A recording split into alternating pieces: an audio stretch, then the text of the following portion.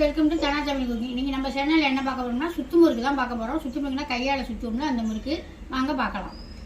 இப்போ கைமுறுக்கு செய்ய போறேன்னு சொன்னேன் நான் உங்கள்கிட்ட. நம்ம கைமுறுக்கு செய்யறதுக்கு ஒரு படி ரேஷன் அரிசி தான் பச்சை அரிசி எடுத்து ஒரு 3 மணி நேரம் 4 மணி நேரம் ஊற வச்சு நல்லா ஒரு 5-6 கழுவு கழுவிட்டு எடுத்து வச்சுருக்கேன். இதை பாருங்கள். இதை இப்போ கிரைண்டரில் போட்டு நல்லா நைஸாக மை மாதிரி அரைச்சி எடுத்துக்குவோம்.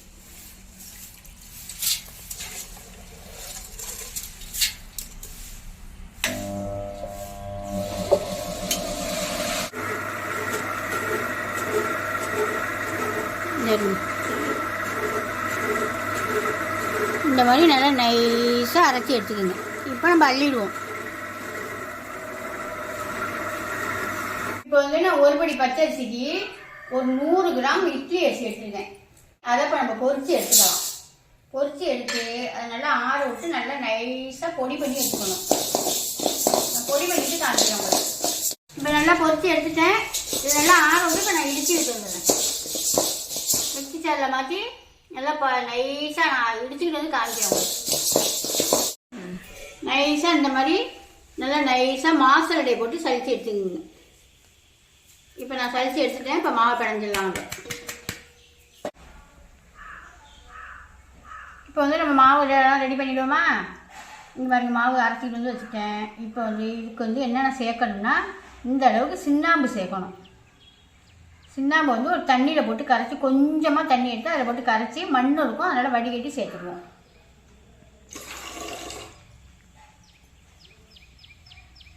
நல்லா தண்ணியில் போட்டு கரைச்சி விட்டுடலாம். கரைச்சிட்டிங்கன்னா மண் இருக்கும்.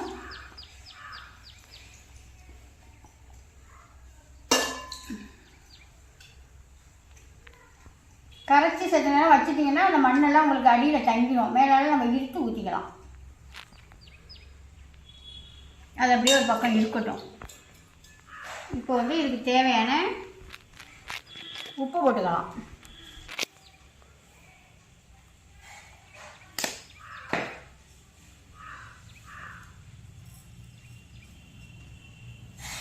ஜீரகம் ஒரு 1/2 ஸ்பூன் ஜீரகம் போட்டுக்கலாம். உங்களுக்கு தேவையான ஜீரகத்தை நீங்கள் போட்டுக்கோங்க. இப்போ நம்ம அரைச்சி வச்சுருக்க பொரியரிசி மாவை இதில் சேர்த்துடலாம். கொஞ்சம் கொஞ்சமாக சேர்த்து பிணைஞ்சி பார்த்துக்கிட்டு அப்புறமா வெண்ணெய் சேர்த்துக்கலாம். இப்போ நம்ம சுண்ணாம்பு கரைச்சி வச்சுருக்கோமா, அந்த தண்ணி எடுத்து வடிகட்டினது மாதிரி ஊற்றிக்குவோம். அவ்வளோதான். இப்போ கிளறி பிணைஞ்சிடலாம். உங்களுக்கு கிரைண்டரில் அரைக்கிறது தொட்டு உங்களுக்கு தண்ணியாக இருக்கும். மிக்சிலையும் இடித்து செய்யலாம். மிக்சியில் இடித்து செய்கிறதுனாலும் செஞ்சுக்கோங்க. மிக்சியில் இடிச்சிங்கனாலும் இந்த மாவு சல்லடையில் தான் நீங்கள் சலிக்கணும்.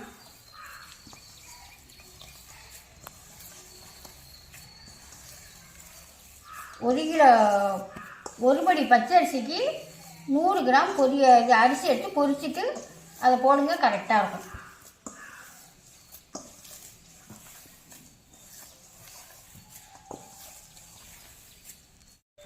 மாவு பாருங்கள், இந்த மாதிரி பிணைஞ்சி எடுத்துக்குவோம். நம்ம உப்பெல்லாம் போட்டு ஜீரகம்லாம் போட்டு இந்த மாதிரி பிணைஞ்சி எடுத்துக்கலாம். உங்களுக்கு இந்த மாவு பொரியரிசி மாவு போட்டோன்னா மாவு ட்ரையாக ஆகும். நீங்கள் வந்து ட்ரை ஆகிட்டுன்னு பயப்படாமல் தண்ணி தெளித்து பிணைஞ்சிக்கணும்.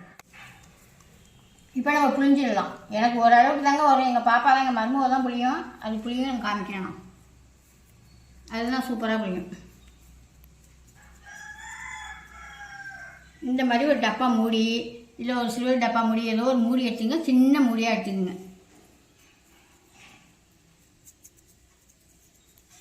நான் ஒன்றே இப்போ புளிஞ்சு காமிக்கிறேன் உங்களுக்கு.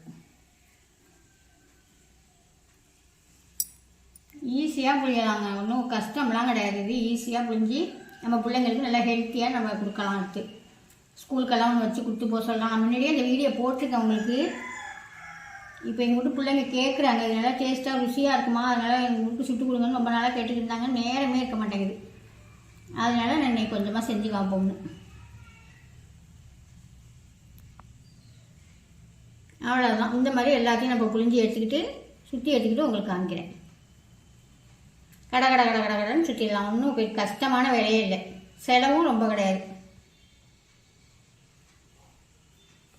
அவ்வளோதான். இந்த மாதிரி நான் இப்போ எல்லாத்தையும் புளிஞ்சி சுற்றி எடுத்துக்கிட்டு உங்களுக்கு காமிக்கிறேன்.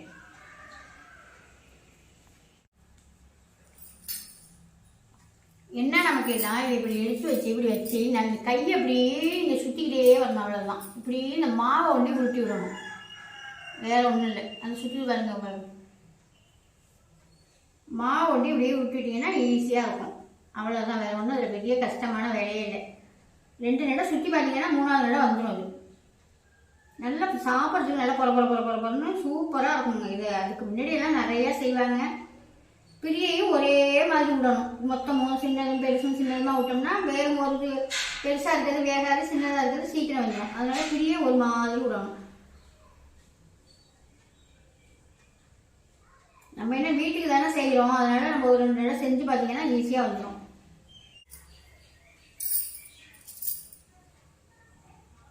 அது முறுக்கு பாருங்க, நல்லாவே நெளியாக நல்லா பிடி நல்லா விடுது. எனக்கு ஒரு அளவுக்கு தான் விட தெரியுது பாருங்க. அதான் சில பிள்ளைங்களுக்கு நல்லா வரும்னு சொல்லுவாங்கல்ல, அது மாதிரி அதுக்கு அந்த முறுக்கு எப்பயுமே நல்லா செய்யுது.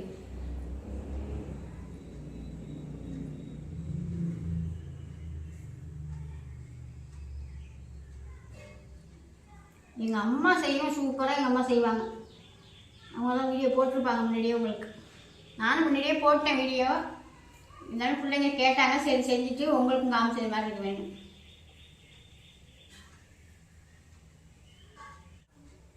ஒரு 2-3 தடவை செஞ்சு பார்த்தோம்னா எல்லாருக்குமே நல்லா ஈஸியாக வந்துடும். நீங்களும் ட்ரை பண்ணி பார்த்துட்டு எப்படி வருதுன்னு கமெண்ட்டில் சொல்லுங்கள். கையை கொஞ்சம் ஹைட்டாக தூக்கி வச்சுட்டு இந்த மாதிரி சுற்றுனீங்கன்னா அந்த நெளியாக வந்துடும். அவ்வளோதான்.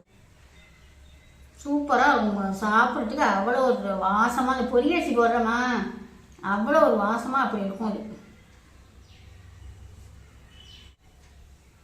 இதெல்லாம் இப்போ எங்கள் அம்மாட்ட கற்றுக்கிட்டது தான். நாங்கள் இது என் மருமகளும் வந்து எங்கள் அம்மாட்ட தான் கற்றுக்கிட்டு. உனக்கு முன்னாடியே செய்ய தெரியுமாப்பா? ஆத்தாட்ட தான் கற்றுக்கிட்டியா? இல்லை, கொள்ளாத்தா சொல்லி கொடுத்தது தான் எனக்கு. ஒரு நடம் தான் செஞ்சு கொடுத்தாங்க. ஒரு நடம் தானப்பா செஞ்சு கொடுத்தாங்க. ஒரு நடம் தான் சொல்லி கொடுத்தாங்க. ஒரு டைம் தான் செஞ்சு கொடுத்தாங்க. அது கரெக்டாக அது பிடிச்சிக்கிட்டு. எங்கள் அம்மாலாம் இந்த மாதிரி என்ன கற்றுக்க மாட்டாங்க. நீங்கள் உங்களுக்கு உருட்டி இந்த மாதிரி செய்யறதுக்கு கஷ்டமாச்சுன்னா இது என்ன செய்யுங்கன்னா, அந்த மாவை லைட்டாக இந்த விரலை வந்து இப்படி டச் பண்ணிட்டு இந்த மாவை இப்படி எடுத்துக்கிட்டு விட்டிங்கன்னா கொஞ்சம் வலு வரும். புதுசாக செய்கிறவங்களுக்கு. இப்போ எங்கள் அம்மாலாம் இந்த மாதிரிலாம் செய்ய மாட்டாங்க. நானும் இந்த மாதிரிலாம் எடுக்க மாட்டேன். அவ்வளோதான் ஃப்ரெண்ட்ஸ். எல்லாமே சுற்றி எடுத்தாச்சு. எல்லாம் சுற்றிட்டேன். இப்போ எண்ணெய் சூடாகிட்டு இருக்குது. எண்ணெயில் கொண்டு போட்டுடலாம். இது இந்த முறுக்கில் வந்து இப்போ ஒரு பிடி முறுக்குக்கு வந்து ஒரு பிடி அரிசி முறுக்குக்கு வந்து எத்தனை முறுக்கு வந்துருக்குன்னா ஒரு 54 முறுக்கு வந்துருக்கு. அவ்வளோதான் வந்துருக்கு. இதை இப்போ நம்ம எப்படி எடுக்கிறதுனா நல்லா உணரணும். உணர வச்சு தான் நீங்கள் இப்படி எடுக்கணும். எடுத்து ஒன்று மேலே ஒன்று இப்படி வச்சுக்கலாம்.